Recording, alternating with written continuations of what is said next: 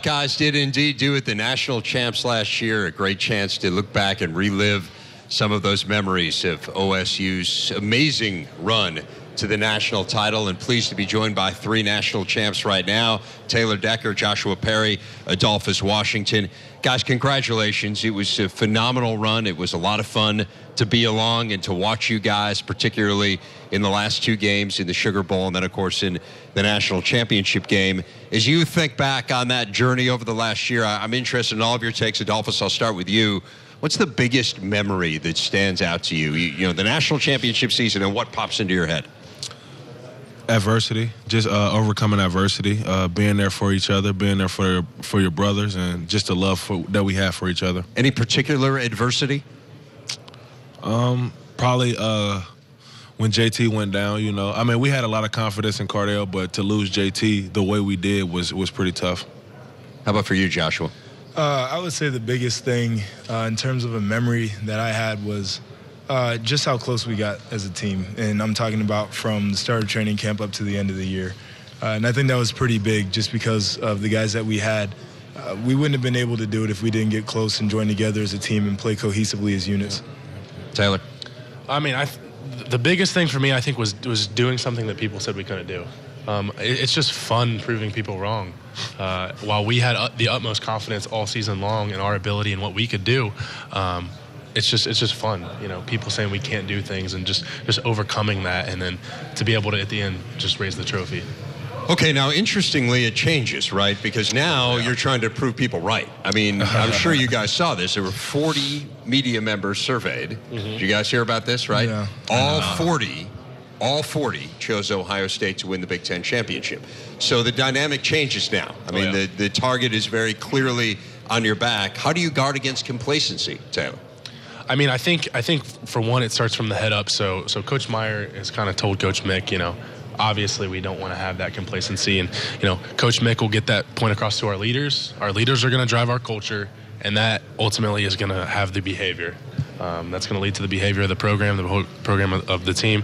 So I think that's been huge. It's come from the top down. It's permeated throughout the team. Joshua, how do you guard against complacency? I think one of the big things that I think we do a great job of is you kind of got to block out everything that's going on outside of the Woody. And so when we get into the Woody, you just got to say, hey, whatever happens here is what we do. Whatever we say here is what we need to listen to. And all the other stuff going on outside, you got to block out. And then I think one big thing that you got to do, too, is you got to take away individual identities and turn into a group identity. So that's why we have the power of the unit. You don't want to let your unit down. And then on defense, that's even why we're talking about bringing the silver bullets back, and that we're now silver bullets, because it takes away that individualistic view. It takes away that complacency that will happen just from guys letting up when you have to depend on someone else. Well, you talked about distractions, and there's already been a distraction. Now, this apparently was not news to you guys. I mean, Coach Meyer was telling us that you've known for quite some time that you're going to be without 4 players in the first game against Virginia Tech, but the suspensions were announced today.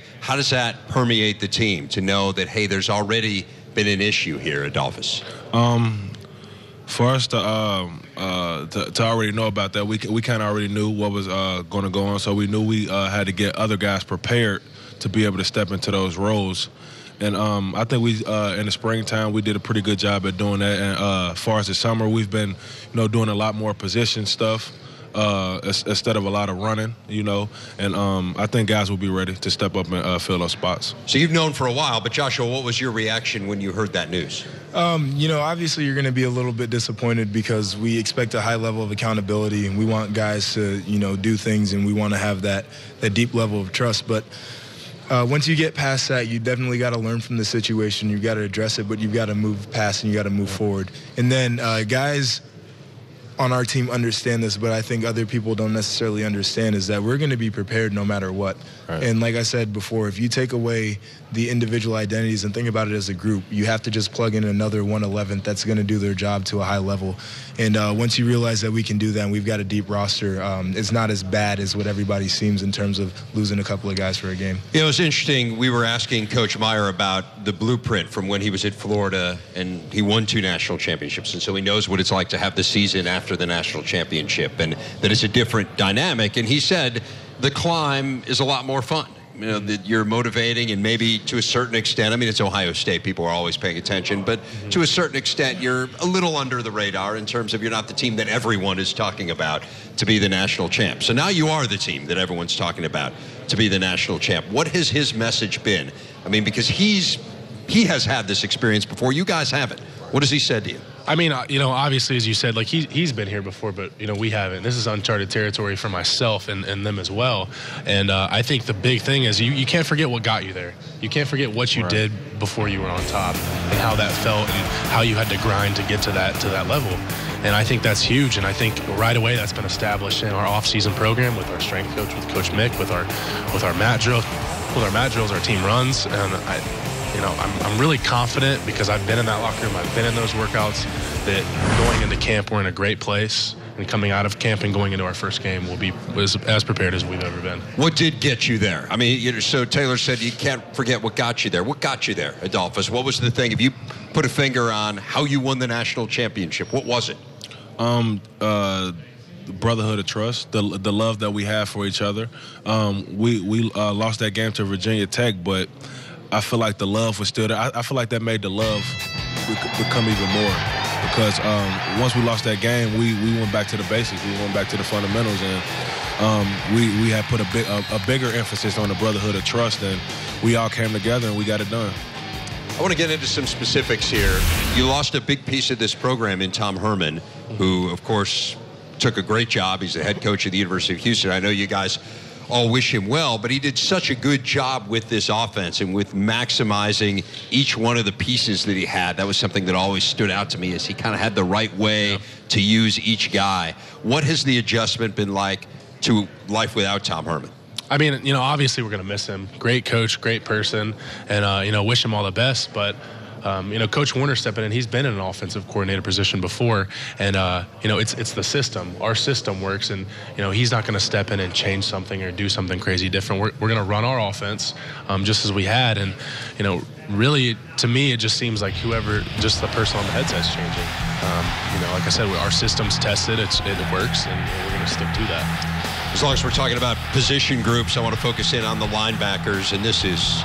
I mean, it's a fabulous group, frankly. I mean, you and Darren Lee and Raekwon McMillan. Who aren't we hearing about, though, that we're going to hear about this year? Basically, everyone else, and I'm going to plug all my boys, basically, and give everybody a shout out. You have the floor. Man. My guys that a lot of people don't talk about are Craig Fada, Joe Berger, and Cam Williams, and those are guys who are going to give great minutes, and they go hard on special teams. They do everything right. My boy, Dante Booker. He's a freak of nature, and not a ton of people know him right now, but he's going to become one of those names that people know. You've got the young guys who just came in, so Nick Connor, Jerome Baker, you got Justin Hilliard, and they're going to be really solid players for us. Hopefully they'll be contributing with us at some point this year. And then you've got Chris Worley. He's kind of nuts. He's playing behind Darren, but I'll tell you what, that kid is pretty good too. Nuts in what way? Man, he'll run through a wall. And that's what you like to see out of a linebacker. And so I think we've just got a really solid group of guys who care about each other. We're developing a group identity right now, too, and we're going to call it LBU. We want to be Linebacker University. And so I think that's huge for us, in developing that mentality and then being able to roll that into the Bullets and what we're going to do there. It's interesting because you guys have so many pieces back from last year, and you kind of have to search hard to find some of those voids, but one of them would be Michael Bennett. He's a big part of what you guys did. How do you make up for his absence in your group, Adolphus? I will be going back to my original spot, which is 3 technique, what Michael Bennett played last year. I think I'll do a good job at filling his role, and we just got to find somebody to fill the spot that I played last year with. We're going to do that with Tommy Shutt. I have all the confidence in the world that he can get it done, and I'm going to continue to have confidence in him, and I think he can get the job done. All right, you guys have been up here for quite some time, and I'm proud to say we haven't discussed the quarterback situation. But at some point, there's professional malpractice. At some point, in my job, I have to discuss it. Otherwise, otherwise I have failed. Joshua, it's you haven't. It's in the bylaws. Is I'm it? telling you, I'll show it to you afterwards. Me? Yeah, please, absolutely. I'll hold you to that. Do you want this man to lose his job? I mean, I don't want him to lose. I got a family. But I got to see the bylaws, though. I've got them. They're right. They're in my briefcase. In the other room. They're in my Yeah, there you go. All right, Taylor, give us a sense of what you've seen. I mean, you're the guy who's on offense here. What have you seen from each one of these guys? I mean, obviously, they all have their own strengths. You know, JT, the thing about him is he has those intangibles. He's the type of guy, he's a natural leader. You want to rally around him. You know, you just want to follow him. When he speaks, you listen. It didn't matter that he was a redshirt freshman. He was just very complete, ran the offense seamlessly. Everything was very smooth. And then, you know, you have Cardale, who's a freak athlete. You know, he can throw the ball on a rope, you know, whole field basically. And, you know, he's got his own personality. And the thing that I was really happy to see from him was when he was finally able to get his shot throughout the season. I think him being a backup, he was able to mature, become responsible, handle his preparation properly. And then when he stepped in, he actually was able to be very poised and mature and able to flip the switch, because I think everybody knows he's got his goofy personality. And, you know, whoever ends up being the quarterback, you know, I think we've already shown that we can win. What is Braxton making the move that he is going to make? What does that mean, and what does that show you about him? I mean, I have a ton of respect for him doing that, because obviously he's going into, you know, his senior year, and, you know, he won he's a two-time Big Ten Player of the Year at the quarterback position. He's played that his whole life, and he's able to humble himself and do what's better for the team than necessarily what he wants to do. And he's going to be able to make that switch. And, you know, everybody knows he's got incredible acceleration, incredible speed, he can cut on a dime, and he's just a natural athlete. So I think he'll translate really well to that position. And while it'll be new to him, I think he'll do an awesome job. And, you know, we've seen him wow us, and I think we're just excited to have number 5 back out there on the field with us. Joshua, you've tried to slow these guys down in practice. Give us a sense of what makes each one of them unique. I guess between JT and Cardale, again, given the move that Braxton has said he's making. JT is really interesting playing the quarterback position, where you look at him compared to Cardale, and he's not as big and all that kind of stuff, but he's one of the guys who has great anticipation. He knows how to throw into the windows. He's able to lead the offense, and he keeps you on your feet too, not knowing whether he's going to pull the ball and run or he's going to throw it, or even if he's going to hand it off to one of the running backs. So that's pretty impressive, and those are all things that you have to be worried about. When it comes to Cardale Jones, big bulldozer, freak of nature with the cannon arm, but he's also one of those guys, too, who can make some of those windows, especially on some of those deeper balls, because he's got the big arm. And so when you look at him, you've got to worry about, okay, he's going to make some of those deeper balls. He's going to be able to do some of those other things, but also if he decides to pull it down and run, you better make sure that you got a guy who can tackle him, because we've seen what happens when he pulls the ball down and runs. So, well, there was one moment in particular in the national championship. Yeah, there's one that stands out, and I'm not going to say anything, but we all know what I'm talking about.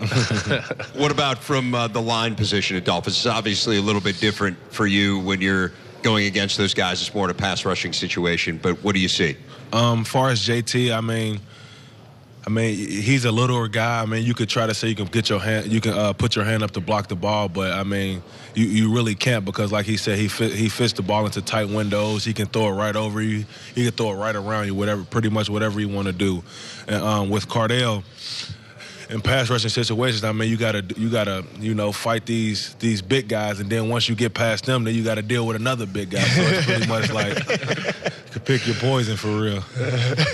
I want to ask you guys one last thing. I'm interested in all of your responses to it. I can start with you, Adolphus. Okay. Look, external expectations are always going to be high for Ohio State football, as you know. Mm-hmm. I'm interested internally, and it almost feels like an unfair question to ask, but I'm going to ask it because you guys are the team that everyone is expecting to win the national championship. If you don't win the national championship, is this year a disappointment for you guys?